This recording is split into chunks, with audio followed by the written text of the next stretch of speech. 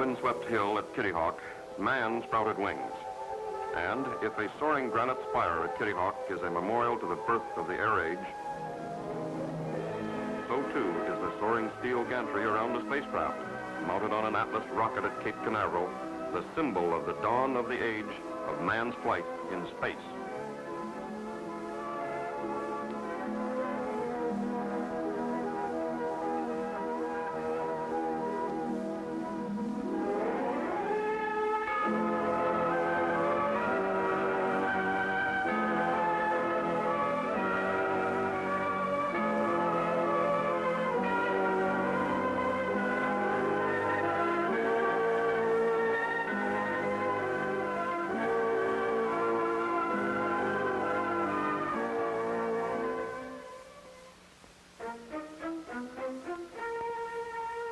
December 17, 1903.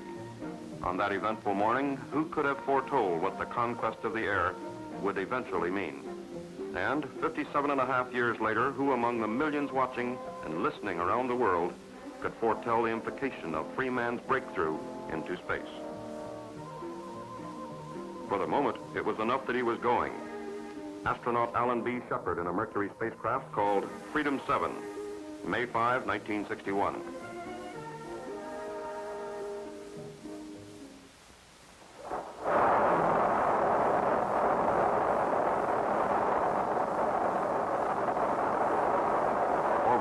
Saw the Earth from a height of 100 feet. Alan Shepard saw it from 100 miles. And just as the first flights at Kitty Hawk proved that man could fly in the air, so did the first Redstone-powered flights in Mercury spacecraft prove that man could travel through space. Short ballistic flights downrange by Shepard and by astronaut Virgil Grissom were proof. But they were also only preludes to orbital flights around the Earth. February 20, 1962. Astronaut John Glenn in a Mercury spacecraft called Friendship 7. The mission? Orbit. Proved the spacecraft could sustain life in orbital flight. Proved that man could operate effectively in space.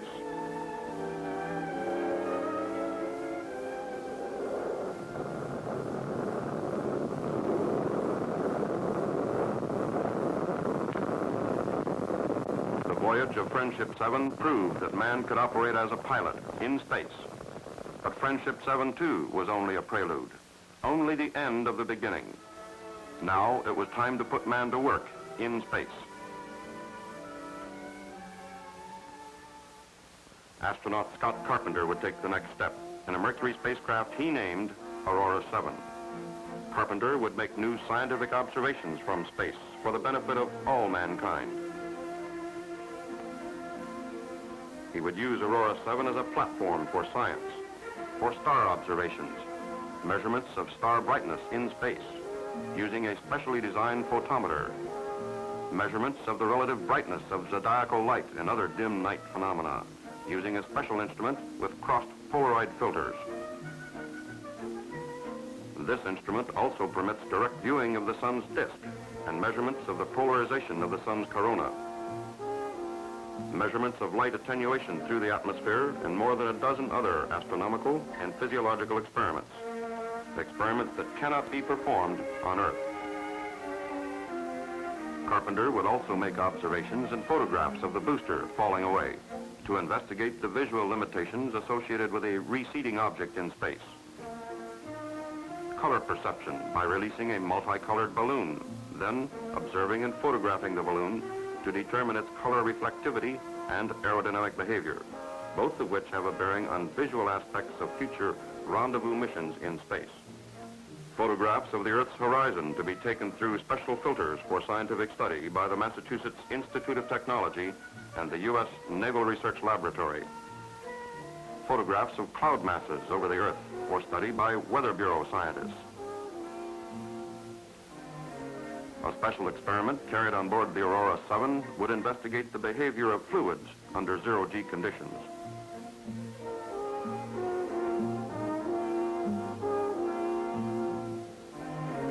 Throughout the flight, Carpenter was scheduled to conduct spacecraft maneuvers using the manual control system.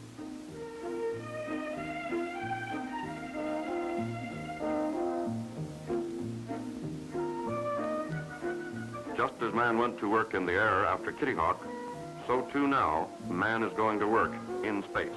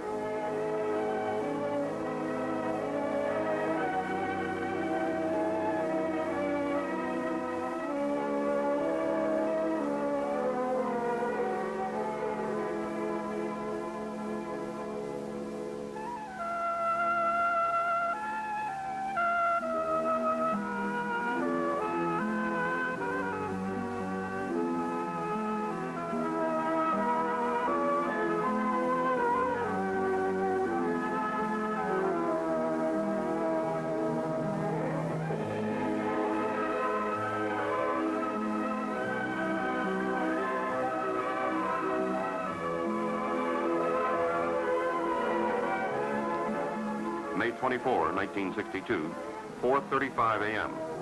Astronaut Carpenter leaves the Earth by elevator. Atop the huge, powerful Atlas booster, Aurora 7 waits for its pilot. Preparations are almost complete. The countdown is progressing smoothly.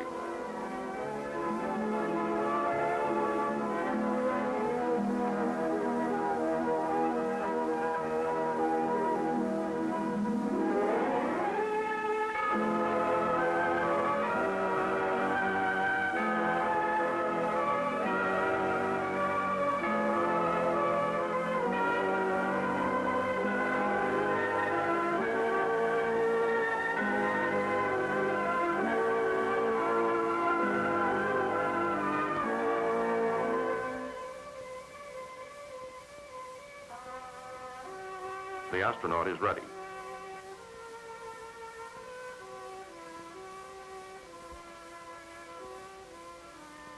Downrange and around the world, the recovery forces are on station. 20 ships, 110 aircraft, 13,000 Army, Navy, Air Force, and Marine Corps personnel, all standing by for a lone American in a silver spacesuit.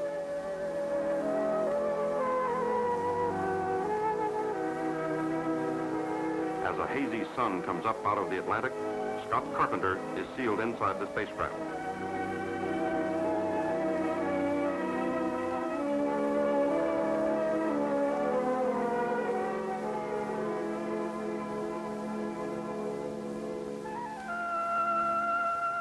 Only a few witnessed the pioneering flights at Kitty Hawk, but from the beaches near Cape Canaveral, across America, and throughout the nations of the Earth, millions watched and listened to the drama on Launch Complex 14.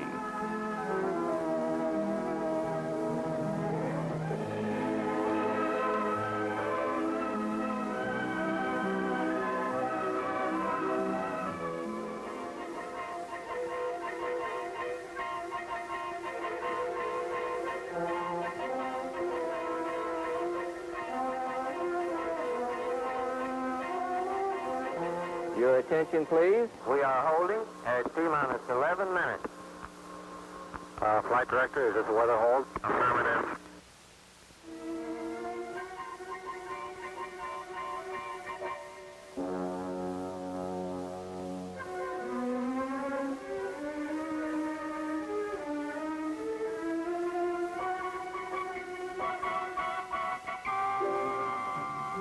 All my mark. We will pick up the count at T-minus 11 minutes. Mark, T-minus 11 minutes and counting. In a few minutes, the great Atlas booster with its 360,000 pounds of thrust will lift the spacecraft up and out of the Earth's atmosphere and, guided by a miracle of space-age electronics, place it in the sky, leading to orbital flight.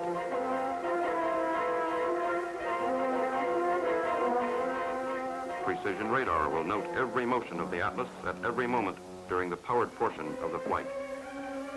The radar information will flow instantaneously into high-speed computers which have been pre-programmed with the correct trajectory data. The computer compares the actual data from the ascending Atlas with the pre-programmed flight plan and instantly and automatically transmits signals which gimbal the booster engines to steer the Atlas along the desired flight path. T-minus 5 minutes. Mark, T-minus 5 minutes and counting. Your attention, please. All personnel, please clear the test stand area to the roadblock. While the actual launch is controlled from a windowless concrete blockhouse near the launch pad, the Mercury Control Center, farther away, is the nerve center from which all elements of the mission are managed. Guidance, go. Mercury capsule, go. AMR telemetry, T-minus 3 minutes. Metering quality, go. Stoney, switch to RF and conduct UHF check with CO. TM blockhouse, camera and tape recorder on. All Mercury stations, T-minus 2 and counting. This is Stoney, how do you read, over? Aurora 7, reading Stoney, loud and clear, how me? Roger, read your same. Going 300, Roger. Status check, missile power. Go. RF system. RF, go. Propulsion. Go. AMR telemetry. Go. Telemetering quality. Go. Tell me how we are. Mercury capsule. Go. T-minus 60 seconds. Test conductor, Mercury is go. TM, yours at 2 minutes. Minus 45. Get a good final RNC? Minus 40. 40 seconds. Status check. Pressurization, go. Blocks tanking, go. Water system, go. Range operations, go. You're clear to launch. Mercury cap, go. All three start lights are correct. Range ready light is on. 26. Eject Mercury umbilical. Recharge light is clear. All evacuate. Scope light is out. Roger, Scott, scope is go. Scope is in. All reporters to pad. All evacuate light on. T-minus 18 seconds and counting. Engine start. 15. Minus 10, 9, 8, 7, 6, 5, 4, 3, 2, 1, 0.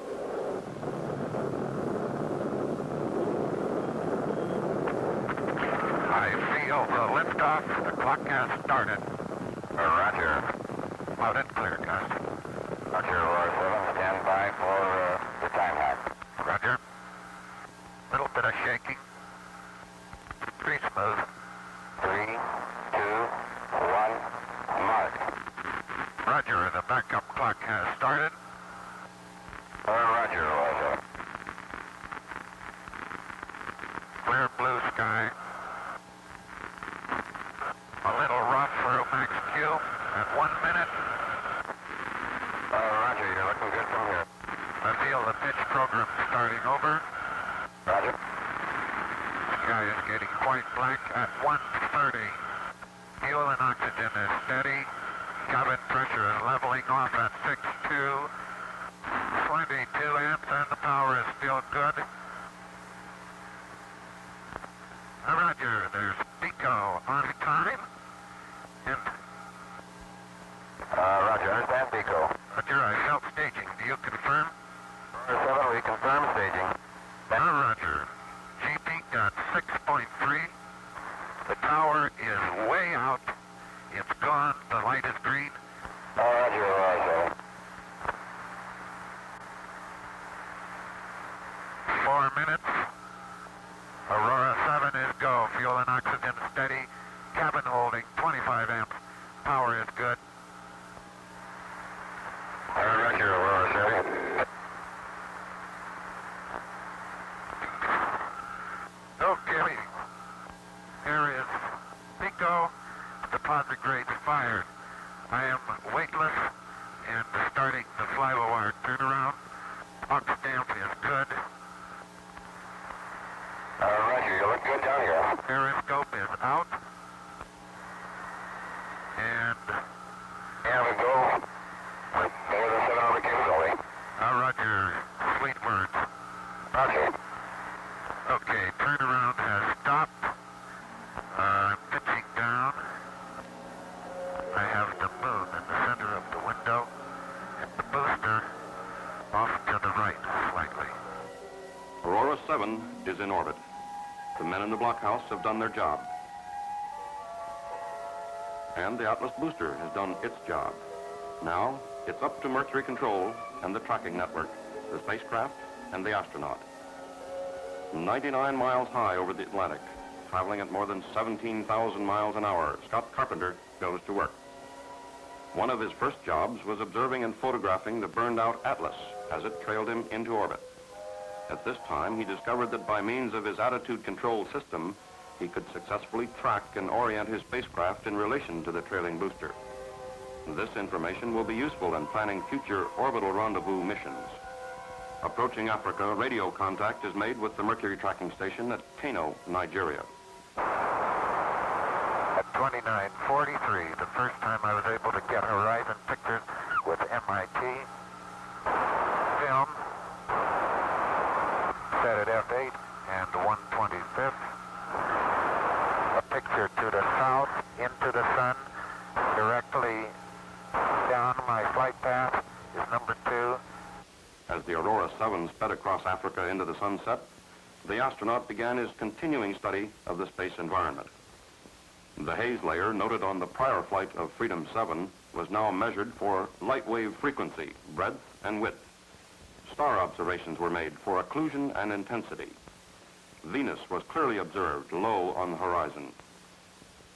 Experiments were conducted on drifting flight, as well as the effects of spacecraft control by body movement and orientation with the darkened Earth.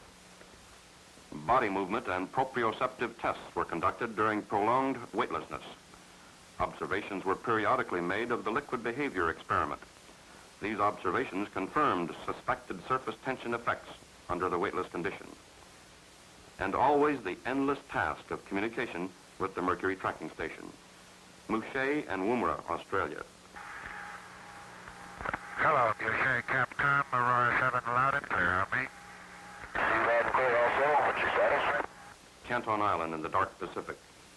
Out of the night and into a sunrise, spectacular as only sunrises seen from space can be. And at sunrise, the first of the space particles. I have some more of the white particles in view below the capsule. They look exactly like snowflakes to me. It was later, on the third orbit, that Scott Carpenter identified the mysterious particles as frost, dislodged from the exterior of the spacecraft. Then, contact with the tracking station at Guaymas, Mexico. Will you pass on this message for me, Gordo, to all the troops at Guaymas? Hola, amigos. Felicitaciones a México y especialmente a mis amigos de Guaymas. Desde el espacio exterior, su país está cubierto con nubes. Se me fue pelo. Aquí el tiempo está muy bueno. Buena suerte desde Aurora 7.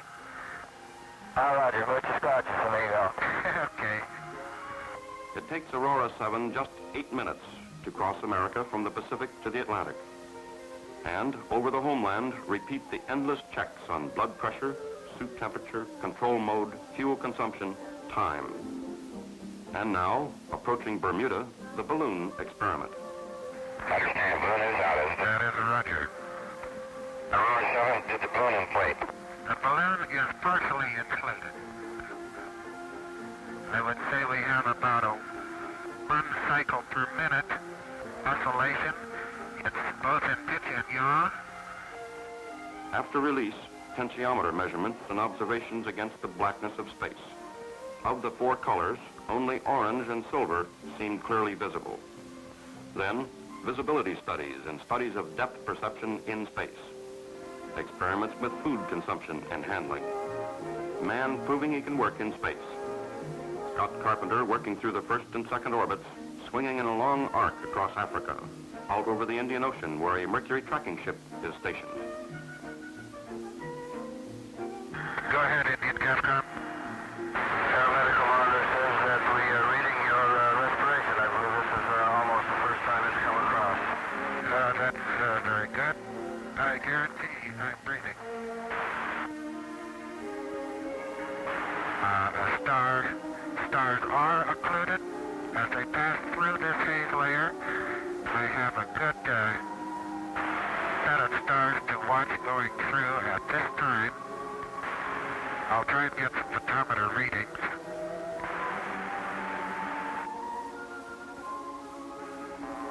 I understand you go for orbit 3. Roger, I am go for orbit 3. On the third orbit, Aurora 7 approaches the California coast and the critical retrofire maneuver. But now, the fuel supply is very short. Gyros are off. Right, you'll have to use attitude bypass, man, and manual override. Roger. 4, 3, 2, 1, 0. Okay, fire 1, fire 2, and fire 3. I had to punch off manually. Aurora 7 faces one more obstacle as it speeds across the United States. As the spacecraft encounters the atmosphere, its speed and energy are translated into heat through friction. 3,600 degree temperatures 3 feet from the astronaut's back. An ablative heat shield dissipates the heat, but the enormous temperatures create a layer of ionized air around the spacecraft, which blocks communications. Roger. Roger, we show you still have some landing fuel left. Yes, but I can't get anything out of it. In Mercury control, every second seems an hour as the communications blackout begins. But Scott Carpenter continued to record his observations on a tape recorder in the spacecraft. I hope we have enough fuel. I get the orange glow at this time. Tunnel fuel still reads 1.4. We're at 6.5 Gs. Right, 7, Cape Canaveral, over. Aurora 7, Cape Canaveral, over. Orange glow has disappeared now. We're off peak G. Cape the radiant. Aurora 7, Cape Canaveral. Aurora 7, Cape Canaveral. Aurora Capcom is pretty far downrange. Aurora 7, Cape Canaveral. Trajectory data flowing through the high-speed computers at the Goddard Spaceflight Center provide a landing point prediction. Aurora 7 will land some 250 miles farther downrange than anticipated. Recovery forces order flank speed toward the predicted landing area. Scramble all search and rescue aircraft aloft. Alert pararescue personnel and all medical and emergency teams.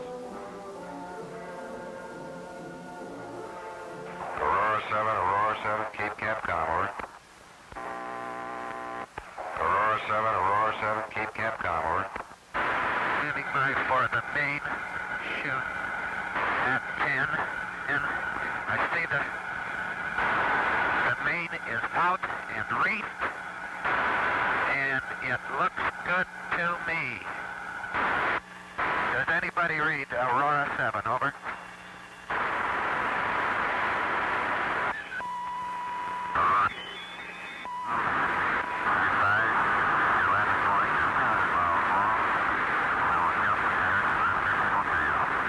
Roger, understand. I'm reading. In the recovery room at Cape Canaveral, the predicted landing point is charted, checked, and rechecked. Predicted time to recovery, 1 hour. The long wait begins.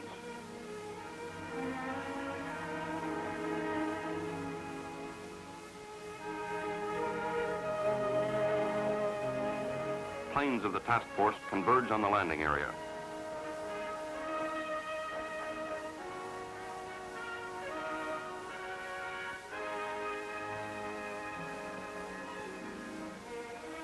Aurora 7, Cape Canaveral. Aurora 7, Cape Canaveral. Aurora 7, Cape Canaveral. Then, contact with the Aurora 7. A P-2V aircraft receives a Sarah beacon signal from the spacecraft. Follow the beacon to Aurora 7.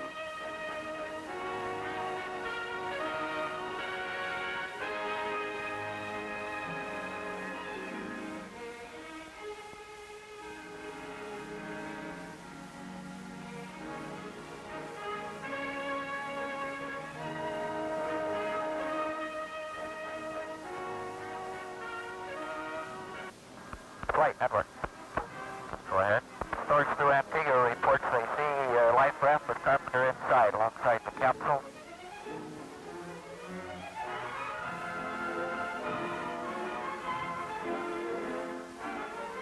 Life rafts and a special flotation collar for the spacecraft are dropped after a rescue team parachutes down to aid the astronaut. Long-range jet helicopters take off from the aircraft carrier Intrepid.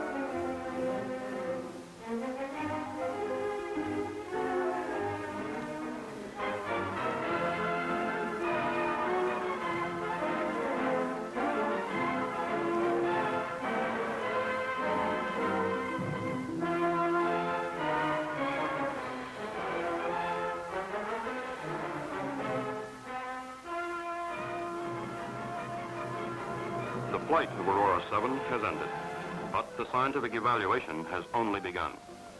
After a short rest and a post-flight physical examination aboard the Intrepid, astronaut Carpenter is flown to Grand Turk Island for a thorough debriefing.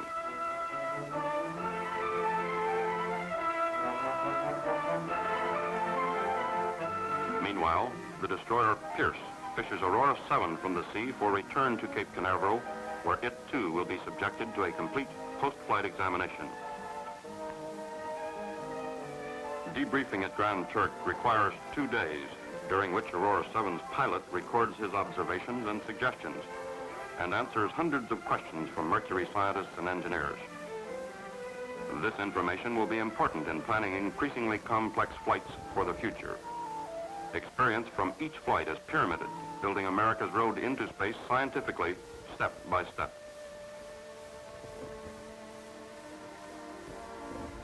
All the sciences, from medicine to meteorology, from astronomy to astrophysics, were the beneficiaries of the flight of Aurora 7.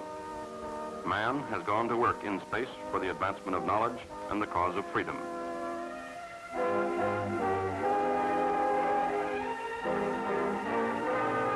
Aurora 7 was a triumph of science and human courage, and the nation is grateful.